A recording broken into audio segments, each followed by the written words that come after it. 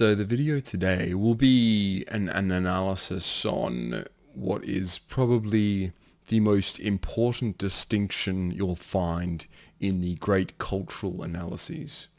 Spengler himself fundamentally analyzed all the great cultures, as he termed them, and also tried to, or at least hinted at, was prescient of the Russian pseudomorphosis, or at least generative ideation, germination of a new culture. But the main eight that he did highlight as being cultures of significance to which history happens.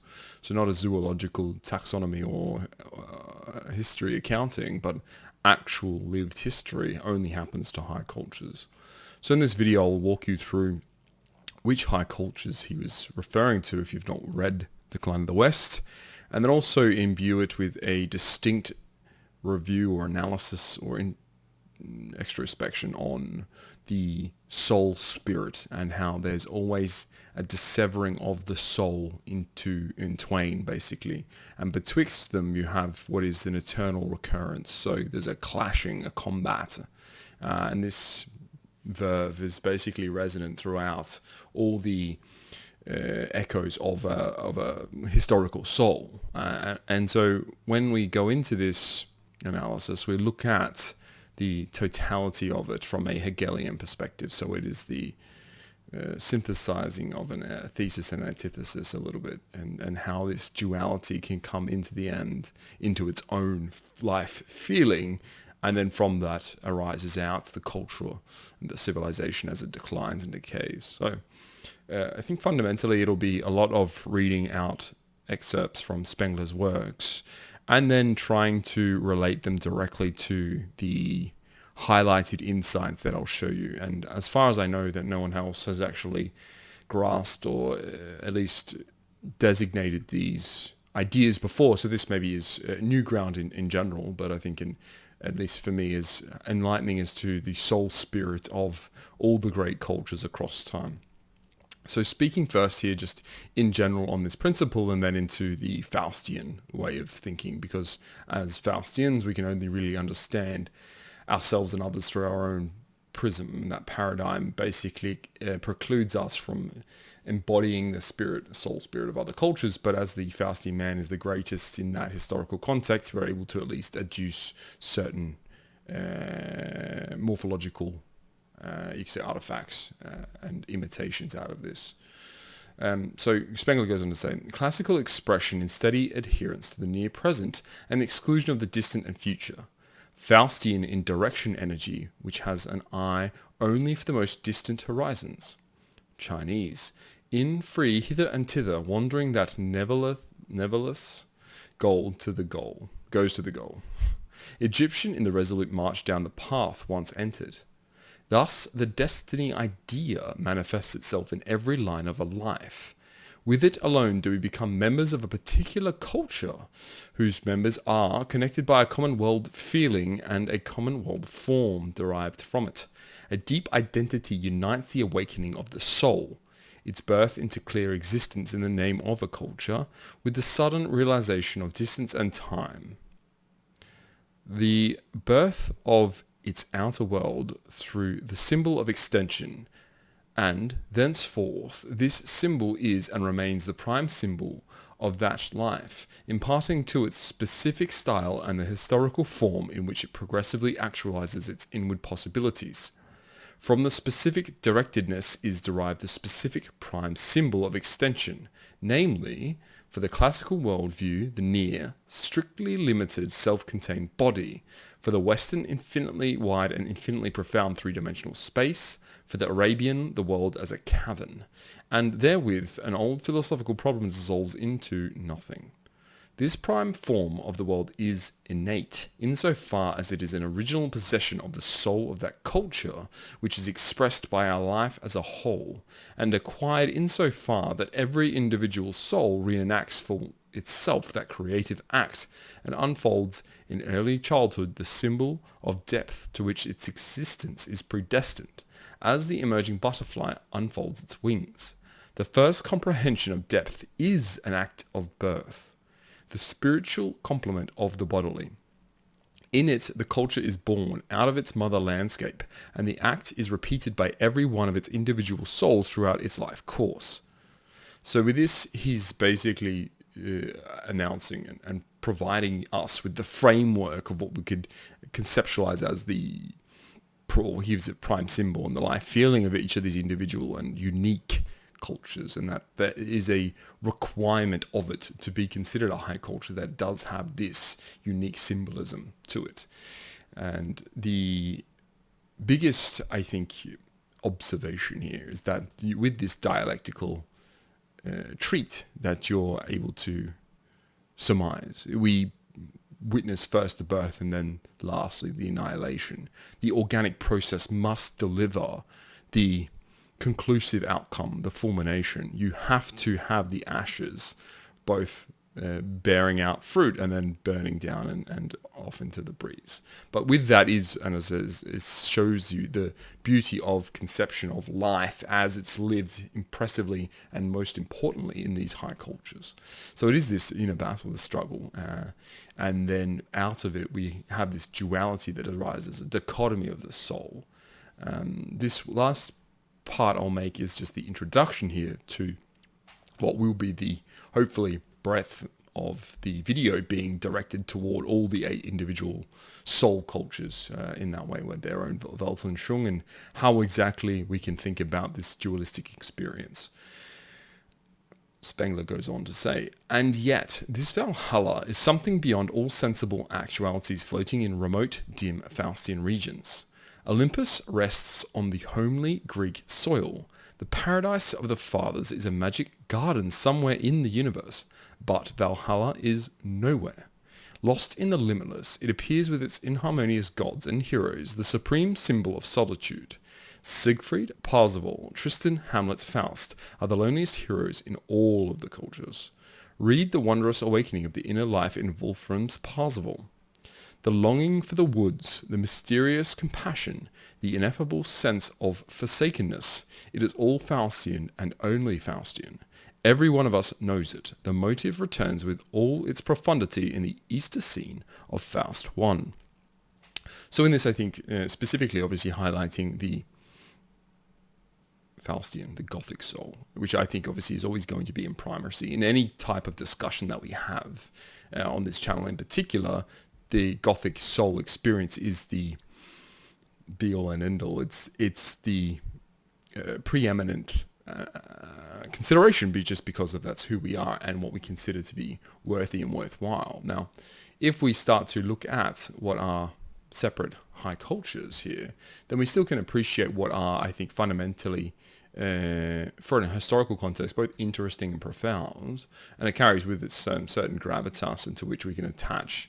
And if you are Fellahin from one of these, descendant from one of these cultures, maybe this is also more relevant or something, it's more important, profound to you specifically. But in general, it's a, I think, wondrous experience to understand how the uniqueness of us is actually set apart in the fact that there's still also other 8 unique cultures of world historical importance, and that we can tie these threads together in a way that highlights the intricacies and the importance of historical movements and moments.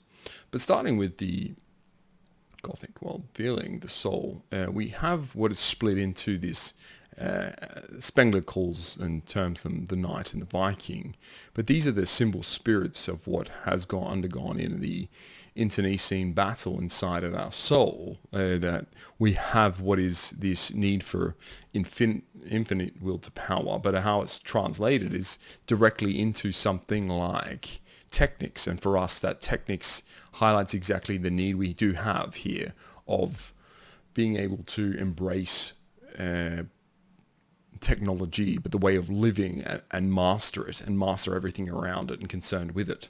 And so I'll read here from most of these quotes actually from Decline of the West, but this one's actually from Prussianism and Socialism, which is a treatise that's probably directed more to the Faustian Gothic soul than most others, other than maybe Decline of the West. So Spengler goes on to say, but the Viking spirit and the communal spirit of the Teutonic Knights gradually gave rise to 2 antithetical ethical imperatives. One side bore the Germanic idea actively within itself, while the other felt itself subject to it. personal independence on the one hand, and suprapersonal community spirit on the other. Today we refer to these concepts as individualism and socialism. Virtues of the most exalted kind are summarized by these words. In the one case, personal responsibility, self-reliance, determination, and initiative. And in the other, loyalty, discipline, selflessness, and a sense of obligation. To be free and to serve. There is nothing more difficult than this. A people whose spirit and being are capable of it, a nation that can truly serve and be free, deserves to take upon itself a great destiny. And so this is how we can start to think and imagine the idea of a Gothic soul in turmoil, in its inner suffering. And if you've ever had this pull yourself towards something like booty and treasure, where the thought of being wealthy for wealth's sake, to amass a large fortune, has its gripped upon your soul at any moment in time, for any reason, that's almost supersedes the material realm. It's to say, why would you want the dragon hoard? It's not just to collect it and to brag about it. It's trying to fill what is this inner need, this desire, this whim that I have for these things, the longing. And if you can, behoove yourself to imagine that this is actually a metaphysical pull. It's a metaphysical life feeling that you'll embrace in certain ways to allow you to achieve certain things. Then you understand why Beowulf did what he did, and why any plethora or scores of men throughout the Gothic ages have done what they have done. It's for this desire. And on the alternative side, you have the knight who's upholding a virtue is the most chivalric and gallant thing you can imagine possible. So the knight derives a lot of his meaning, or almost all of his meaning, from this idea that he's upholding virtue. And this is how we get this idea of the Teutonic Knights as the incomparable almost version of what is the knightly spirit, and why we call them knights and Vikings is slightly romantic rather than necessary. It's to say, like, yes, these are the archetypes, but these are more symbols of the archetype. This is how we try to reflect and feel of them. That the Viking and the knight are what we consider, as I say, the romantic version, stylized, almost editorialized version of these things for us. But what they embody is the more important, the symbolic gesture that you have when you have the imitation of something like this. Spengler also goes on to say, thus we find two great economic principles opposed to each other in the modern world. The Viking has become a free tradesman. The Teutonic Knight is now an administrative official. There can be no reconciliation. Each of these principles is proclaimed by a German people, Faustian men par excellence. Neither can accept a restriction of its will, and neither can be satisfied until the whole world has succumbed to its particular idea. This being the case, war will be waged until one side gains final victory. Is world economy to be worldwide exploitation or worldwide organization? Are the Caesars of the coming empire to be billionaires or universal administrators? Shall the population of Earth, so long as this empire of Faustian civilization hold together, be subjected to cartels and trusts, or to men as such those envisioned in the closing pages of Goethe's Faust Part 2? Truly, the destiny of the world is at stake. And we unfortunately know the outcome of this due to the last century, where the fulfillment of our destiny was made manifest to us. And in this corporeal form, we have someone like Trump presaging in the age of Caesars as a billionaire, particularly with that Viking instinct to pillage rather than the administrative instinct to protect and serve more than anything else. Someone who's interested in serving and protecting would necessarily gravitate towards governmental or military work before business. But we obviously can recognize that that trait is no longer seen as desirous. And unfortunately for us, we're left with what is that vacuum feeling. So the knightly aspect of us is unfulfilled and will remain unfulfilled until the end of time. There can be some inkling of it, and the gesticulation towards it will always be something that occurs. We have this reminiscence, and we're redolent with the feeling and the vestige of it, but it's not something that you can become anymore. There's no framework, or there's no setup for it. So to have the night, you need the monastery, you need the nightly chapter house, and you need the infrastructure, you might call it, that provides for the embodiment of the night in the modern society. We don't have that. We've decided socially in a society that the Viking was the winner. That is, the realm of possibilities was truncated, and the ellipsis was, you could call it, the penumbral space now is fixed completely on being the Viking, and it's inescapable for us to be trapped there. And so with this aperture, we understand then that we're looking at exploration as the last gasp of our soul expression. So the idea that Mars can be exploited, that energy is limitless, that all of these understandings can be economized and commercialized, and that we can then retire onto our estates as gentlemen, as whatever it is. That's the process now. That's encouraged. That's the spirit and overall overreaching and overarching principle of beings, the raison d'etre now. And this is, as I say, as Spengler says, the free tradesman, which will morph into something like a technocrat, or like a autocratic, technologically first Cyberman or something in the future. But it will still revolve around centrifugally merchants, processes, and booty as a consequence, as an outcome. The idea of riches, which is not and no longer something that the knight can follow. This is not like a crusade where the idea was spoils might be secondary to the idealistic, or at least the quality of the experience, which was to be that conqueror and have that spirit of upholding certain virtues, certain ideas as sacred.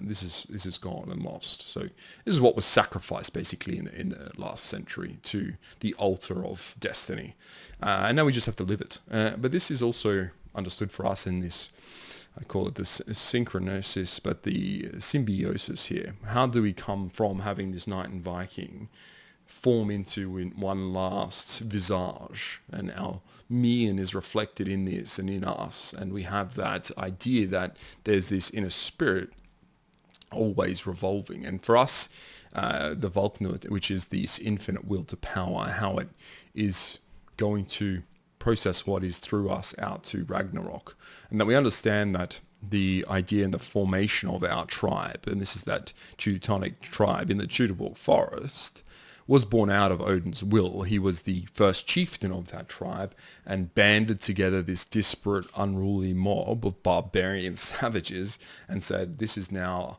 the way that we are going to combine our souls into this one collective spirit. And out of that, we get the Faustian man, the Gothic man.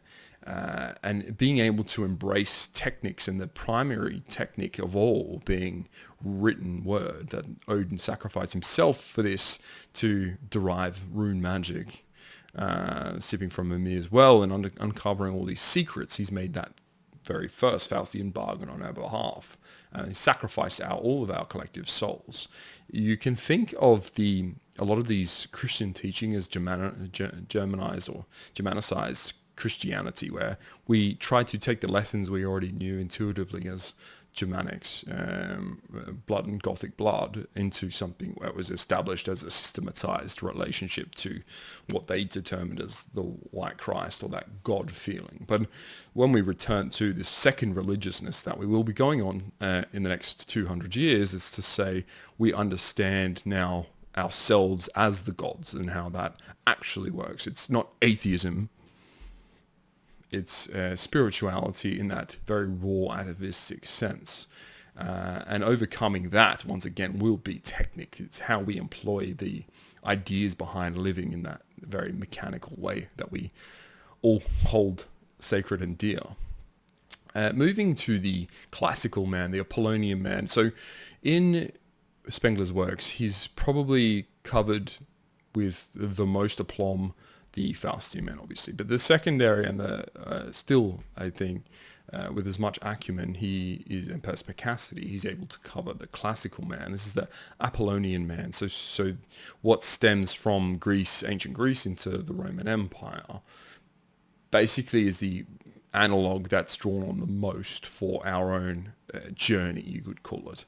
And so he goes on to say here, what then was it that the classical man, whose insight into his own world around was certainly not less piercing than ours, regarded as the prime problem of all being? It was the problem, and I won't pronounce this Greek here, the material origin and foundation of all sensuously perceptible things. If we grasp this, we shall get close to the significance of the fact, not the fact of space, but the fact that made it a necessity of destiny for the space problem to become the problem of the Western and only the Western soul. This very spatiality, Raumlichkeit, that is the truest and sublimest element in the aspect of our universe, that absorbs into itself and begets out of itself the sustainability of all things. Classical humanity, which knows no word for, and therefore has no idea of, space, with one accord cuts out as the non-ent, to mu ov, which that is not. The pathos of this denial can scarcely be exaggerated. The whole passion of the classical soul is in this act of excluding by symbolic negation that which it would not feel as actual, that in which its own existence could not be expressed. Now the Apollonian man, so this is that Grecian feeling, life feeling. For Spengler, and this is obviously his understanding, but the methodological workings of his discovery of this holds true, is that the Apollonian man chose to reflect his life feeling in the ways that we understand his nearness. And when we talk about nearness, we're talking about both the 3D but the 4D. It's the idea that anything that has happened happens now, and it's close. It's within the realm of vision. I can see it. And so if it's outside of this, it's non-existent. It's something that I don't necessarily need to care about. And the design of this goes from anything there mathematics all the way to something like the conception of time itself. The idea that time was more meaningless than anything because of the way that, if you look at the Faustian soul, we mechanized time into a clock. We made a very minute and infinitesimal difference between the measurement of time to the degree that it's infinite for us. There's an infinite amount of gradients, or you could call them vectors on this map of time. For them, the Apollonian, it was a meaningless concept to think about. And time was just, it was, and it was now. There's no other time worth considering. Anything was told historically was thought of as has happened. So it's not that they didn't conceptualize history. It's more that the treatment of all their life feeling was at the moment in time. And so Spengler goes on to say that in the late classical, we find the event taking place inside Hellenistic Roman Stoicism. That is, the long death struggle of the Apollonian soul. In the interval from Socrates, who was the spiritual father of the Stoa, and in whom the first signs of inward impoverishment and city intellectualism became visible, to Epictetus and Marcus Aurelius, every existence ideal of the old classical underwent transvaluation. And so what they took was this idea that the life, feeling, and blood of the Grecian philosopher, because it was very important for a Roman boy and a man raised in Rome to know Greek philosophers, much akin to how we were raised to know, say, like Christian theologians and scholastics. So the idea that it was very interrelated, and obviously we also had the education of Roman senators and lawyers, but also Grecian philosophers. So we got double-barreled there. But in general, this is how the Apollonian soul has been raised, in that the philosophy was meant to reflect their life feeling on a corresponding course from organic growth, and particularly in the springtime all the way through summer and autumn. Now, it is to say that the two spectral effects of this, and this is that dichotomy that we're discussing here, was the hero. So this is that man that defines what is action now as a feeling. So this is how the Apollonian considered himself either the hero or the philosopher. And you can think of this in the twists and turns of all Apollonian men from the ancient Greeks to the Romans in the more modern time of their own empire, where there was always this soul feeling. You can even see it with Julius Caesar, Augustus, that they felt as if their calling to be the hero was a fight against their calling to be the philosopher. They always wanted both of these things. Yeah? And I can relate it once again back to modern times. You can see even with Trump, and we take Trump, I know people have take umbrage at this, but if we take Trump just as the prototypical Caesar, and we say, like, look, his idea of being a Viking merchant, of being this piratical man, has actually now started to clash with his, you could see it, need of a patriarchal, and this is commensurate to the knightly feeling of protection, of how do I try to keep my enemies at bay to preserve the valorous considerations of valorous traits, or how my society is shaped. And that's how you can see that combat arising in this dichotomy inside. It's the fight. So here for the Apollonian man, it's the same thing, just how they conceive themselves as either being the hero or the philosopher, because these two things are in battle against one another. A philosopher is not a hero. It just isn't the case. That, and you could even relate it to like a playwright, but someone like Homer, where he's regaling you in such a beautiful and profound way with his epics, but that it's his art that isn't reflecting him as a hero. It's him as a philosopher. It's why Virgil, but also others in that realm of writing and reading, tried to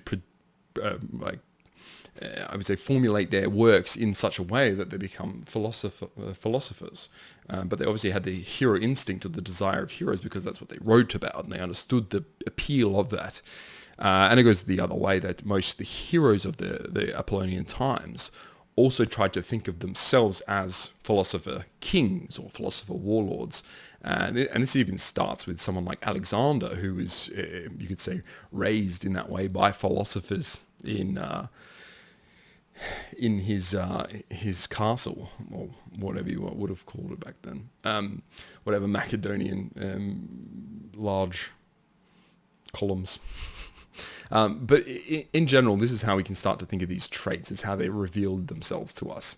Is you have the hero, like Apollo, like Hercules, and you could say even the remnants of actual historical Troy, Hector, people like this, and then the philosophers like Socrates and Plato, Epicurus, and maybe less Roman ones than, say, as he said before, Marcus Aurelius with his meditations, but something like Cicero, or someone who had the idea of themselves as a modern philosopher, which obviously doesn't work, because their depth is it insists too much to be depth, which is obviously something that's lacking. It's revealing of the mischaracterization or the misunderstanding of what's possible in a summer period, or in the winter period of the organic existence.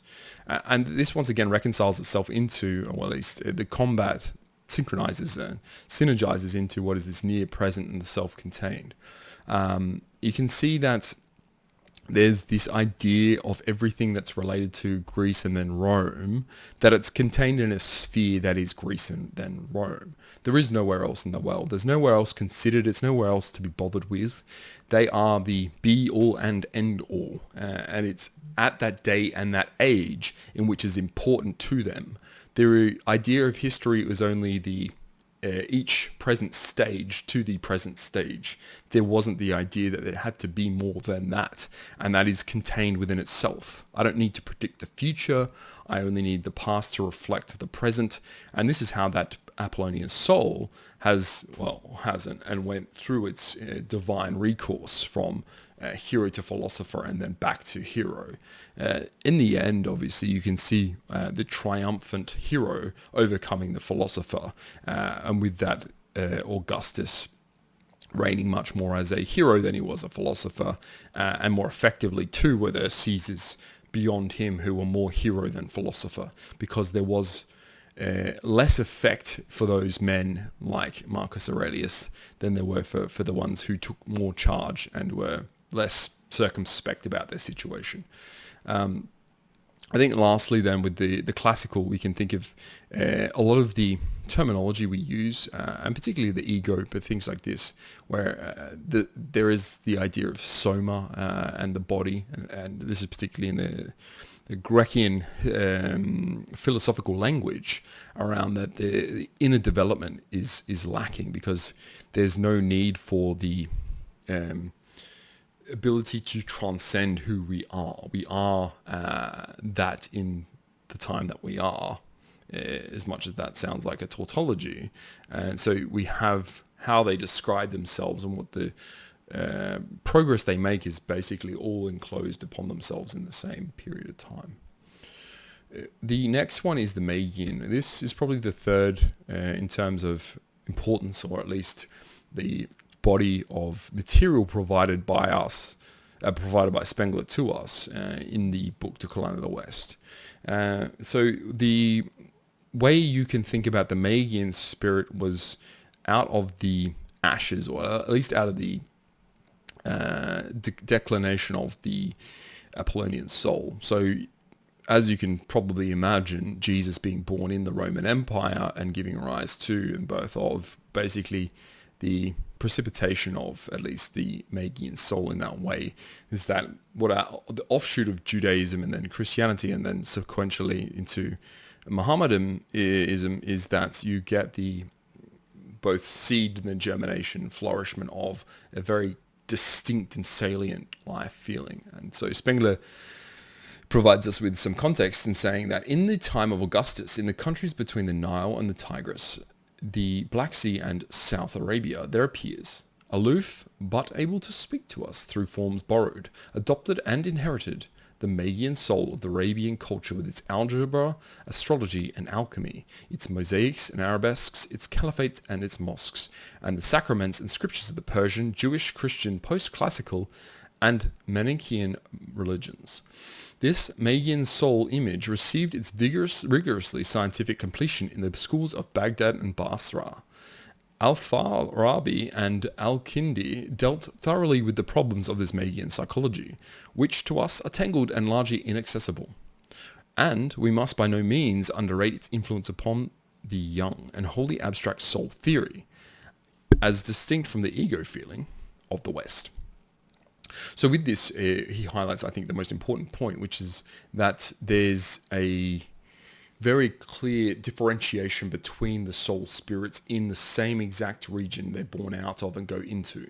So if you can think of the Levant and geographically, geospatially, this area that comprised of the Near East, the Near Oriental, and so you have the myriad and truly ethnically myriad peoples coalescing around the very same metaphysical positions. They go into the life feeling all the same, all the Jews, Christians, Muslims, because the way that the ideas are percolating and they perform upon them a mystical spell like this. And this is how all of those peoples in that time period were able to engender the same life feelings no matter what their religion or what they if you had some sort of schism or some sort of religious, I don't know, I want to call it a heterodox, it still had the same life feeling no matter what you called it, what its denomination was. It's all the same underneath. So the superficial differences, and this is not about vapidity, it's much more around actual material inclinations of soul feeling, which are borne out in different, I would say vices, but borne out in different actions. And so, but the two most obvious, maybe, or the two most intrinsic versions of the life feeling as expressed by, say, vocational, by inner pull, were the mystic and the lawgiver.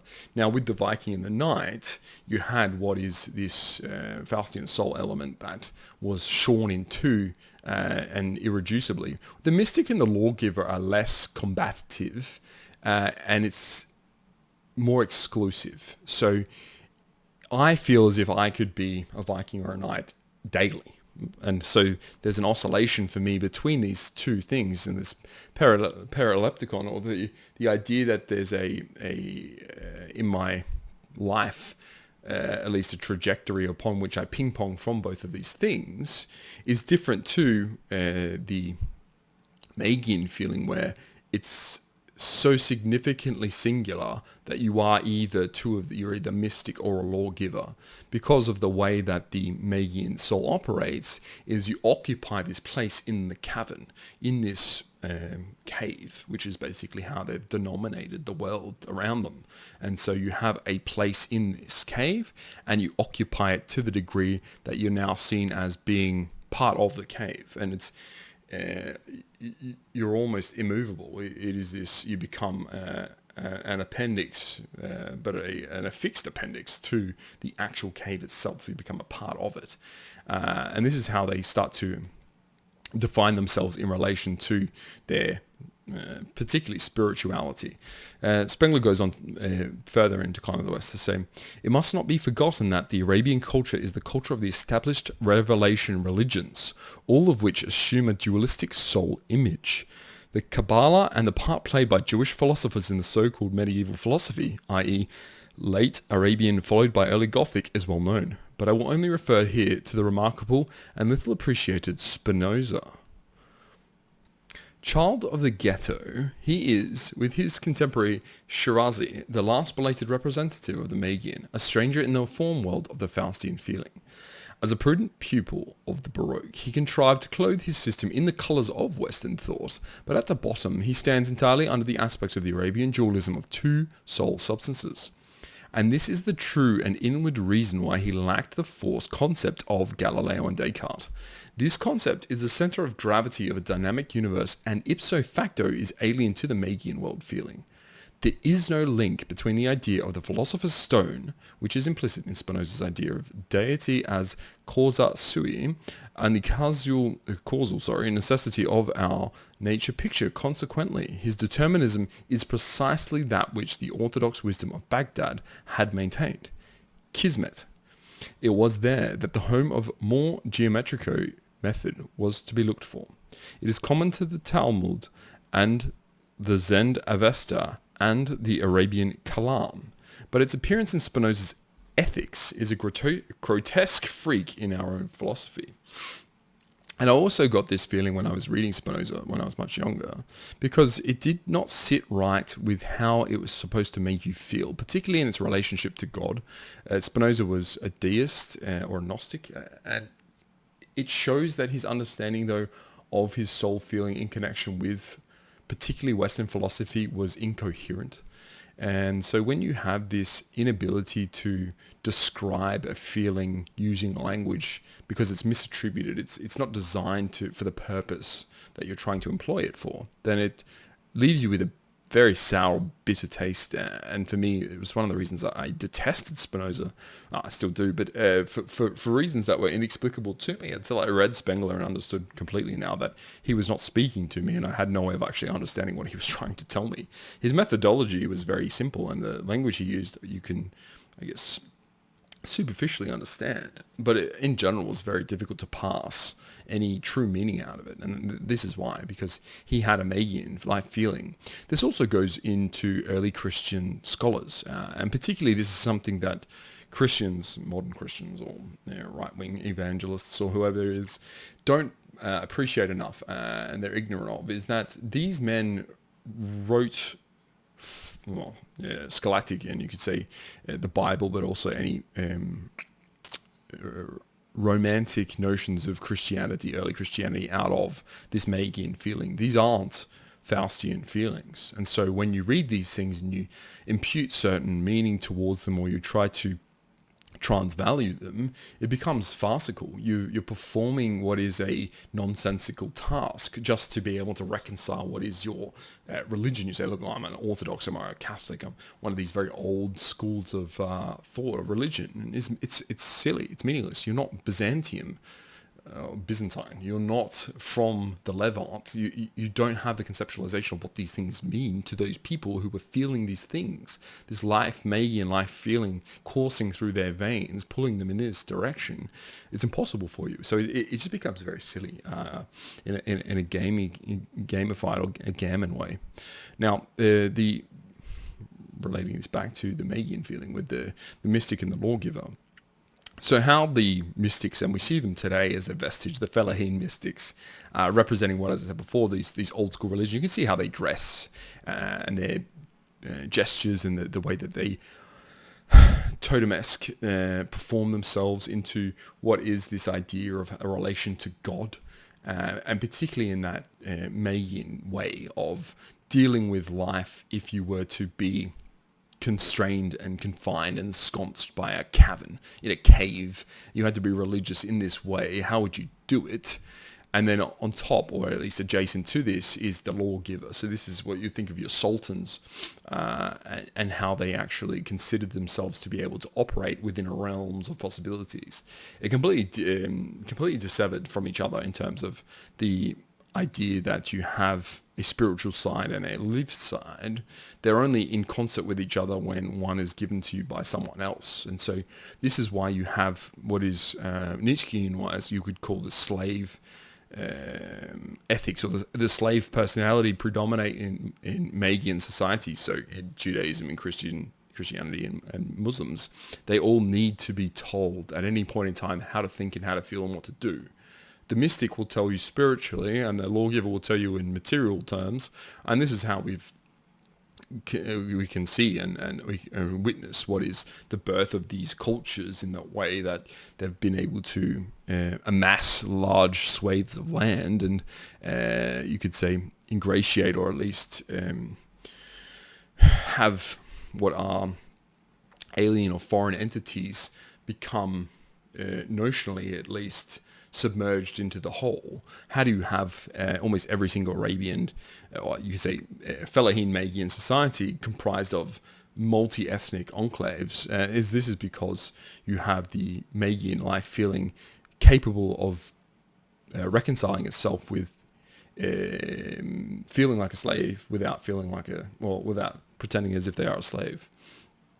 And so this notion is very I say limiting, obviously, for me as a Faustian man, but obviously it feels good if you're a Magian, because that's the type of life feeling that you had. And it, once again, we can think of the syncretic way of living for them as this enclosed dualism. So the idea that it is within a realm, the cave feeling, and it's dualistic in that if there's one application of my soul, spirit, to life and lived experience, then it's done through either a channel of the mystic giving me directions or the lawgiver giving me directions. And that it's very simplistic, which there's a certain level of beauty to.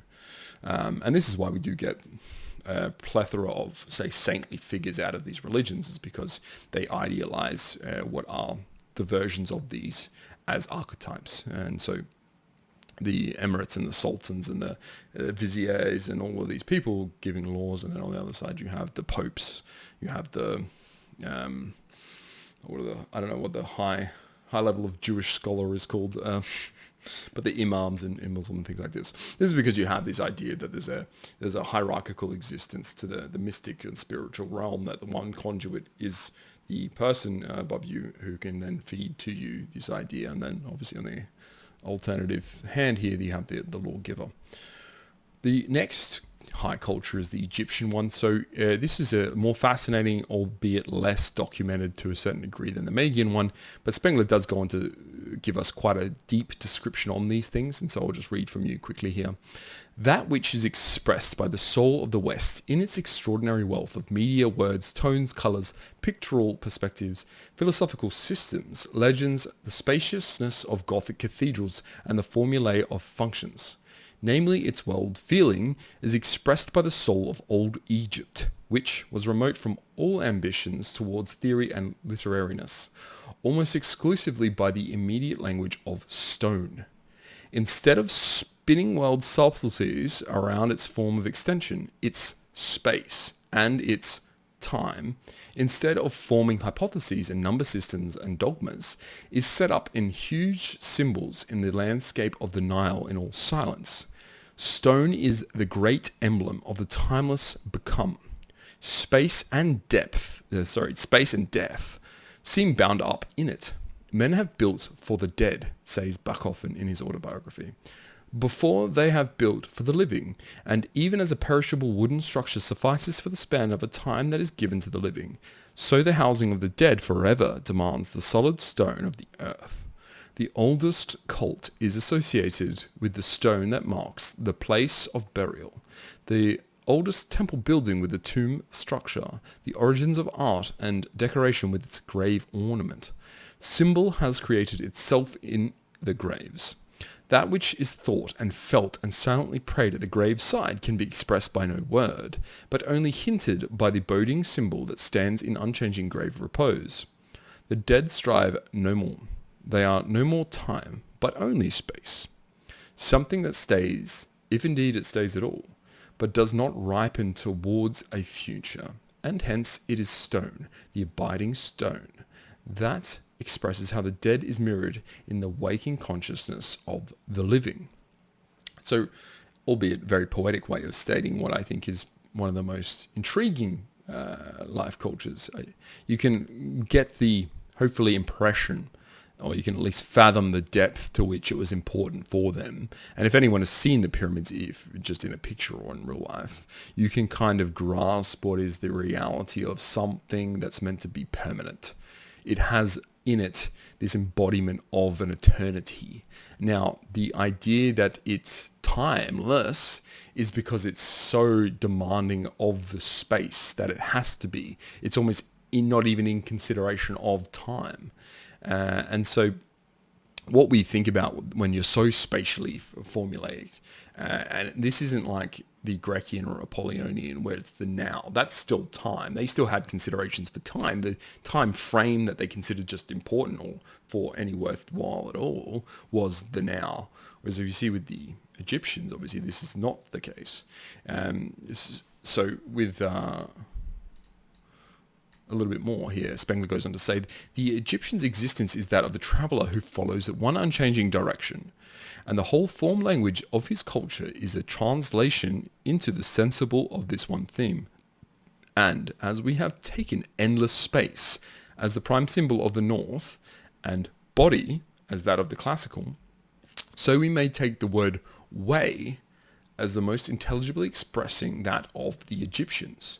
This, I think, is more easily symbolic, or at least we can get the impression of this through images of, in particular, the tombs, so the pyramids, and how they tried to transfuse and they had light become what is one source.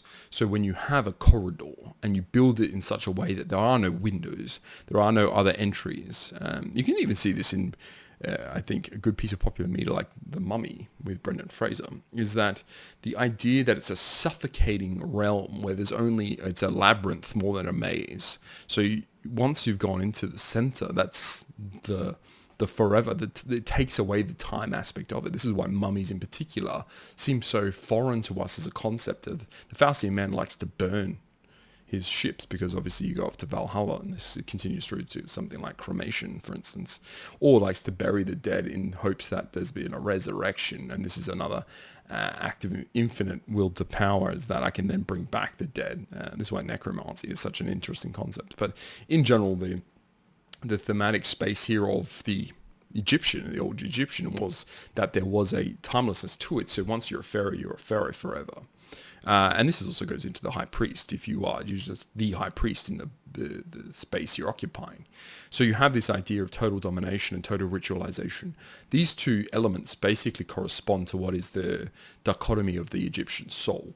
And you have the pharaoh being what is the preeminent, and this is the spatial preeminence of his entire soul feeling, dominating the space around it. And the high priest basically what is the I want to call it the symbiosis, because once again, all of these soul aspects try to fight each other at almost any point in time. You cannot occupy and embody both of these things simultaneously. They're irreconcilable in that way that we can combine them, but you can draw out of their synergistic force, or at least out of the synthesis of them, we can see the formulation of these two things into something more brilliant, bigger than itself. This potluck of how we combine these things into that more gestalt. And so for the Egyptian, I think it's very clear that you have what are timeless, symbolically timeless expressions. All the being, and once again, a pharaoh is just a denomination of the feeling. It's not the actual, like, once again, I'm not an actual vacuum, not an actual mind. It's how the feeling of that is embodied by the symbolic representation, and it's how the soul saw itself. Now, the inexorably prescribed life path, as it's called it, how you determine your way is the most important part of this, and that you have, once again, all of these religions have gods, and so the god interplays with the ideas very distinctly and subtly. And so with the Egyptians in particular, that there was this divinity of death, and how the celebration of it was allowed for the judgment of death, but then also the entombment, and what your value was determined your tomb. And obviously you can see that if you feel as if death is timeless, so it's actually just a space question, it's not a time question, then you want the space to be as grandiose, as embellished as possible, and so that's what you do see. Spengler also goes on to highlight that there's a plane element to this, and that you build specifically a pyramid for geometrical reasons that represent a soul expression. You could build a square, you could build a circle, you could build any number of different configurations, but you choose a pyramid specifically to represent something about your life feeling, your soul expression, and that's the plane, the extra plane around their existence, and how that spatially manufactures what the feeling, the life feeling that they had was. The next culture here is the Chinese, and the Chinese culture is very interesting because it's so foreign, and we think of relationship in the West maybe geospatially quite a bit, and all the ones discussed have been close-ish to us, whereas the Chinese spirit is probably as far away as you can get, even though it's impressive in its own rights, and was able to conjure so many unique affectations. What we can see here is that there's something that is so alien towards us that it's incomprehensible, but we'll try and comprehend it anyway, as the good Faustian would. There is, Spengler says, however, another culture that, different as it is most fundamentally is from the Egyptian, yet found a closely related prime symbol. This is the Chinese, with its intensely directional principle of the Tao. But whereas the Egyptian treads to the end a way that is prescribed for him with inexorable necessity, the Chinaman wanders through his world. Consequently, he is conducted to his god or his ancestral tomb not by ravines of stone between faultless smooth walls, but by friendly nature herself. Nowhere else has the landscape become so genuinely the material of the architecture. Here, on religious foundations, there has been developed a grand lawfulness and a unity common to all building, which, combined with the strict maintenance of a north-south general axis, always holds together gate buildings, side buildings, courts and halls in the same homogeneous plan, and has led finally to so grandiose a planning and such a command over the ground and space that one is quite justified in saying that the artist builds and reckons with the landscape itself. The temple is not a self-contained building, but a layout in which hills, water, trees, flowers, and stones in definite forms and dispositions are just as important as gates, walls, bridges, and houses. This culture is the only one in which the art of gardening is a grand religious art. There are gardens that are reflections of particular Buddhist sects. It is the architecture of the landscape, and only that, which explains the architecture of the buildings, with their flat extension and emphasis laid on the roof as the really expressive element. And just as the devious ways, through doors, over bridges, round hills and walls lead at last to the end, so the paintings take to the beholder from detail to detail.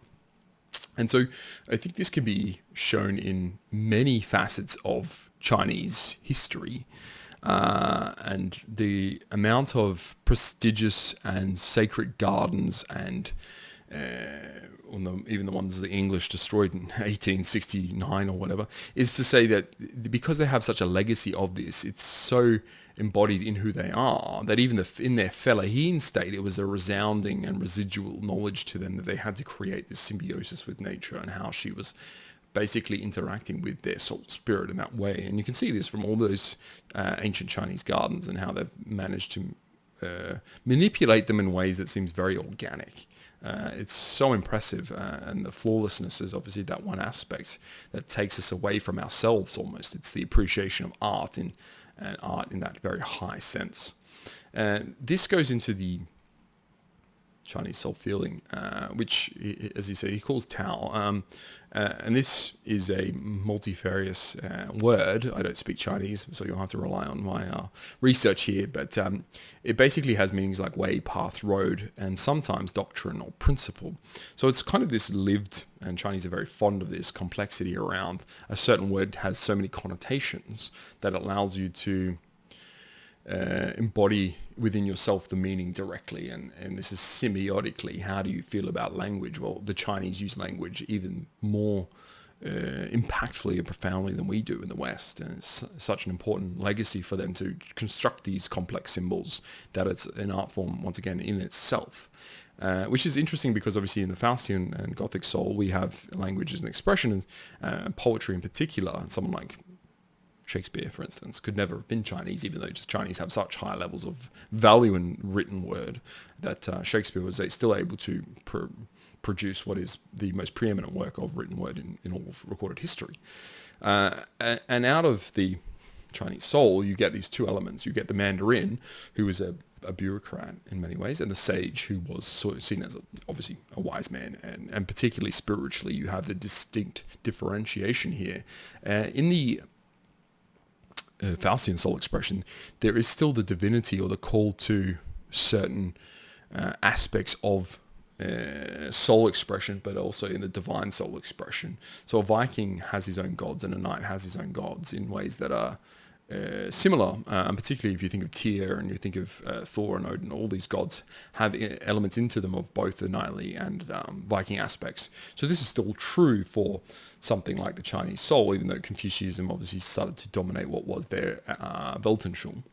Now, the Mandarin has this idea of the all-ordering and the sage, the all-knowing, and how they combine themselves into this yin-yang, this harmony. And that's how we can start to consider the Chinese soul, or the ancient Chinese soul, is that they were able to encapsulate what is probably the most harmonistic aspect of any lived culture, and harmonistic in the sense of the divine is here on earth with me because of how imbued I am with its spirit and soul, because nature has provided to us the same level of benefit that we provide to it. And so in this balance and this harmony, what we do get is this all-ordering and all-knowing, the Chinese spirit, as you would call it. The next culture that we reflect on is the Indic, and this is particularly in the way that we understand Aryan India much before modern times. And so it's basically spiritually distinct from what was, you say, pre-colonial India, which was probably the last stages of its actual Fellahin state. Colonial India and post-colonial India have had so much pseudomorphosis, it's very hard to disentangle the elements of the Fellahin from the previous cultural and civilizational stages of the Indic culture. But Spengler goes on to say about India, in the Indian culture, we have a perfectly ahistorical soul. Its decisive expression is the Brahman Nirvana. There is no pure Indian astronomy, no calendar, and therefore no history so far as history is the track of a conscious spiritual evolution of the visible course of their culture, which as regards its organic phase came to an end with the rise of Buddhism. We know even less than we do of classical history, rich though it must have been in great events between the 12th and 8th centuries, and this is not surprising, since it was in dream shapes and mythological figures that both came to be fixed. It is a full millennium after Buddha, about 500 AD, when Ceylon first produces something remotely resembling historical work, the Mahavansa. The world consciousness of Indian man was so ahistorically built that it could not even treat the appearance of a book written by a single author as an event determinate in time.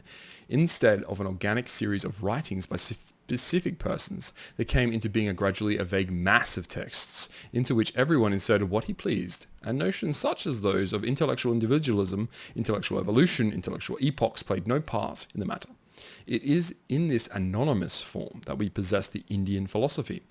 which is at the same time all the Indian history that we have, and it is instructive to compare with it the philosophy history of the West, which is a perfectly definite structure made up of individual books and personalities. Indian man forgot everything, but Egyptian man forgot nothing. It's in the contrast and the contradistinction, I think, in a lot of these elements, because we have the idea of cultures only, we have the ideas of cultures both singularly and individualistically, but also in relation to one another, because a lot of the elements can coincide, but they can also contrast, and they don't have to contrast in the dyadic way or this binary fashion. They can contrast in a multifarious, kaleidoscopic way. We can have this mosaic of different cultures in certain, so how the life feeling doesn't have to be an either or, as Kierkegaard would have it, but it can be just how it is, and how we compare them can all start to differentiate between them, and that is also very useful. You can see this with the Indian description that Spengler gives, and once again, it is to say that the Indian themselves and how they lived is faceless and meaningless from that perspective. So the reason there's a billion of them is because there can be 2 billion, it can be 50 billion, it could be 2. The number of Indians pertains almost no quality, or there's no quality to the quantity necessarily. It's just that it is the number, and this is how we can think of why there's so many Indians nowadays. It's probably because there's always been so many Indians relative to anywhere else, and that's because you have the idea that it could be any of them. It could just be an anonymous mass, and this is the feeling that you get from that. The two classes that you have is the Brahmin and the Yogi. So the Brahmin is obviously, once again, this more material, but manifestly more realistic approach to a lived life in the post-being stage. So how am I ritually post-being? And the yogi here, the ritual post-becoming, is something that's gone back beyond into what is the void. And so the void is that nirvana state that Spengler calls it, but how the Indian conceptualizes themselves is into nothing. It's into this idea that there isn't anything. So once we're post-being, or we're post-becoming, then we can embrace what is the void, and that the meaning is derived out of that absence of, you could say, meaning almost. It's not a nihilism so much, in as much as nihilism to us is something where we feel as if there is no meaning, which is also nonsensical. But it's much rather, because with our existential philosophy, we've obviously disproved nihilism, but for them, the void is the nirvana. It's the thing that they're seeking, because it resembles what is the best of their denomination, of their life spirit. So I guess Spengler also goes on to say this, that the Indian, it indicates a possibility without existence, to which the word something is not yet applicable outside both existence and non-existence. In here he's talking particularly about mathematics. Mathematics is a guiding principle for a lot of Spengler's identifications, because the way we do mathematics is also a resonance from our soul spirit. Non-existence, which are properties to be introduced into it, plus 3, minus 3, 1 over 3, are thus emanating actualities of subordinate rank which reside in the mysterious substance 3. In some way that it's entirely hidden from us. It takes a Brahmanic soul to perceive these numbers as self-evident, as ideal emblems of a self-complete world form. To us they are as unintelligible as the Brahman Nirvana, for which, as lying beyond life and death, sleep and waking, passion, compassion and dispassion, and yet somehow actual, words entirely fail us. So ineffable, basically. Only this spirituality could originate the grand conception of nothingness as a true number, 0. And even then, this 0 is the Indian 0, for which existent and non-existent are equally external designations. 0 as a feeling, basically. How does it come? Something more than something that's nothing. It's as an annotation here, a footnote, this 0, which probably contains a suggestion of the Indian idea of extension, of that spatiality of the world that is treated in the Upanishads and is entirely alien to our space consciousness, was of course wholly absent in the classical. By way of the Arabian mathematics, which completely transformed its meaning, it reached the West, where it was only introduced in 1554 by Steeple, with its sense, moreover, again fundamentally changed, for it became the mean of +1 and -1 as a cut in a linear continuum, i.e. it was assimilated into the Western number world as a wholly un-Indian sense of relation. zero as a relationship, and this is because, in particular to infinitesimal calculus, how we integrate from zero to infinity is it's a marker. So once again, it relates us to for the opposite of infinity rather than something representative in and of itself. And I think that's the true beauty of that, and the symbolism is manifestly, for me, more meaningful in that way. The next, and the progression of these cultures is highlighted, I think, somewhat in Decline of the West, but I've picked them hopefully to employ such a device, or it's a motif here around the cyclical nature of these societies, but also how much we know of them corresponding to their nearness to us in a historical fashion. How the Faustian man knows of these things is through its encountering of them, and we try to obviously discover to their depths. People had issues with the way that Spengler did history, was a historian, because of his, say, inaccuracies in his small attributations, which may not have been true. But once again, you have to get the holistic morphological experience to understand them.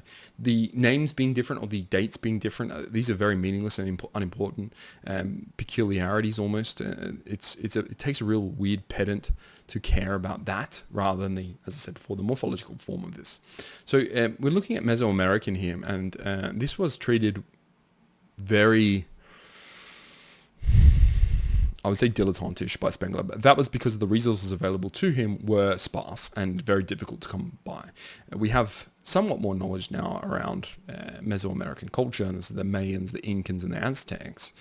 But in general, I think he hit enough of them as a principal analysis that we can just derive the fashion and the statement of their meaning from that in any case.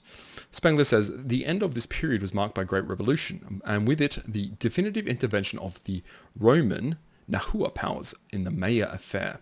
With their aid, Hunak Keel brought about a general overthrow and destroyed Mayapan, about 1190, classical 150. The sequel was typical of the history of the overripened civilization in which different peoples contend for military lordship.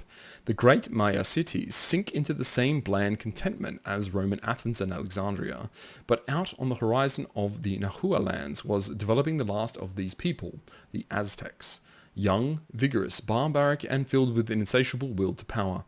In 1325, the age of Augustus, they founded Tenochtitlan, which soon became the paramount capital of the city of the whole of the Mexican world. About 1400, military expansion began on a grand scale. Conquered regions were secured by military colonies and a network of military roads, and a superior diplomacy kept the dependent states in check and separated. Imperial Tenochtitlan grew enormous and housed a cosmopolitan population speaking every tongue of this world empire. This Nahua provinces were politically and military secure, the southward thrust was developing rapidly, and a hand was about to be laid on the Maya states. There is no telling what the course of the next centuries would have been. And suddenly, the end. And I think, well, there's a footnote here saying that basically the manifestation of the god Quetzalcoatl, and how that was able to be perceived as taking place between Montezuma and the Christians. This is a translator note about the second religiousness. But in general, when we think about the Mesoamericans, we think about how they basically lived what was a alien experience to the rest of the world with nonetheless important history. So Spengler, I think, highlights this really well in Decline of the West and says, what is it about history that we care more about certain things? Is not the history of the Incans and the Mayas and the Aztecs just as important as the Indics or the Babylonians or the Magians? And we are inclined to agree, because the only reason we would designate something like importance is a relative value, and that relative value for us is associated to its, you could say, the plethora or the surfeit of the sources of the knowledge. If something has more written about it, then we tend to want to know more about those things and read more about them and impute and consign to it more importance than is maybe unnecessary or undue. But for us, I think there's still an instinctual appeal to the Mesoamerican culture because of its significance, and this is its morphological significance as a high culture. And what we do know about it is still representative of something meaningful. And so there's two main roles identified here. As the Nacom, which we can think of as the priestly class, and the Nacom is someone who would do and this was the ritualistic sacrifices, the bloodletting and the eating of the hearts, and basically calling to action the gods' favors, but also the representative of fears and the impressions and the, we call the blood feeling of the Mesoamerican. How is it that we can channel ourselves into the world, and it's out of these sacrifices and out of this spiritual connection, as opposed to the Sapa Inca, which was the High Lord, basically the king, but in a way that's the rulership of the sun as a divinity, as the source of power. How do we start to derive power and meaningful power? So this can be thought of as this entropic experience between the two, where they relate one to one another. As I say, one needs, we need the sun as much as we need the moon, basically, in this way. But it's even more important when you think about it synchronistically. But this is that ending in the beginning, and here I've termed it the fulminating ending and the fulminating beginning, because for the Mesoamerican, violence was basically the par for the course. It was the way that the medium of living was conducted. Violence against each other, against the self. How we start is violent, how we end is violent. All of this violence, is dynamism, is encapsulated in how their lived experience was designated to them from what is the sun, a very violent, you could say spectral visage in the sky, burning down upon you into what is the feeling of night and of cold, which is burning you in a different way. And you can see how this entropic experience can shape what is, I think, the beauty of the Mesoamerican culture, and how they've decided to build their pyramids themselves. And but why their pyramids are distinctly different is obviously that the plane of their realities is trying to represent something else about them there. And this is that duality almost around their considerations were, how do I differentiate between what is the sun and then the I don't call it the masses, but the lordly sun and the less than lordly rest, and that because you need a mass to have the individual, the prophet, or you want to call it the next left hand to God of Montezuma in his revenge. But they termed it Aini. Hopefully I pronounced that correctly, which is just the exchange of the energy. And this exchange happens only ritualistically and forcefully, and it's once again it's violent, and it happens between humans and nature, which is representative of the cosmogonic entropy, the cosmogonic sacrifice, and how we take from one hand and have to give it to the other. And this is that encapsulation of that. And this is how I think we can start to envision, or at least conceptualize the distinct duality in the Mesoamerican morphological form. The last one here, and this is the one we know the least about, is the Babylonian. The Babylonian one is difficult because of how ancient, obviously, their race is, but also how the corresponding Magian soul took up a lot of its ethos, or a lot of its vestiges and its artifacts. And so this is very similar to how the West considers itself an extension sometimes of, say, ancient Greece.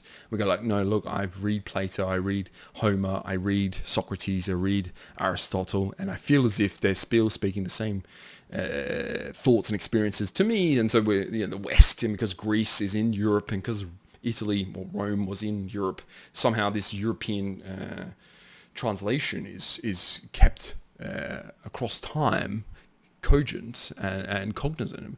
But unfortunately, most people don't understand or appreciate that the loss. There's a frequency and a complete bifurcation between these two cultures, even if they're geospatially the same place in many times. And this is the same thing that happened to Babylonian culture, where the Magian took up its artifacts and a lot of its curios and said, look, these are ours now. But if we try to distill what are more purely Mesopotamian, Babylonian historical artifacts, and we can come to some, hopefully, arraignment around what we consider maybe an adumbration of what was a brief overview of the Babylonian soul. Spengler doesn't mention this at all from anywhere I can manage to gather sources. So it's very difficult. He does mention Babylonians, but only usually in relation to their mathematics or their methodologies around this particular.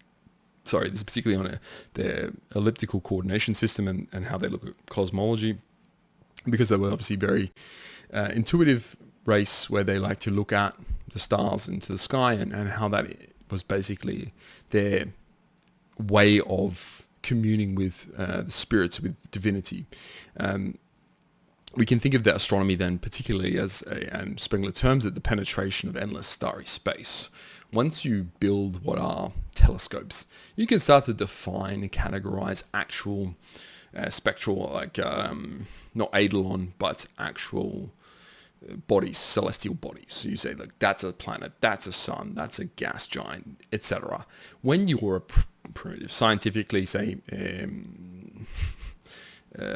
divergent race culture, then stars deliver different meanings to you, that the questions that they pose to you as you witness them can be much more around certain things like destinies and fates, rather than observations of us as before, celestial bodies and entities. So the phenomena you have in this experience is transmogrified in many ways, even though the experience you can think of it as identical. Me looking at the stars is something that's universal. Anyone in any place at any time can look at the stars, but what does it do in terms of meaning for you depends on your culture's perspective on these things. Galileo and all of these people tried to discover what are they and how they operate, and their mechanics, the celestial mechanics, becomes important to other historical high cultures. They don't pose these questions because these questions are meaningless to them. They have no consideration, and this is very difficult to I know, sympathize with. I've been right there with you.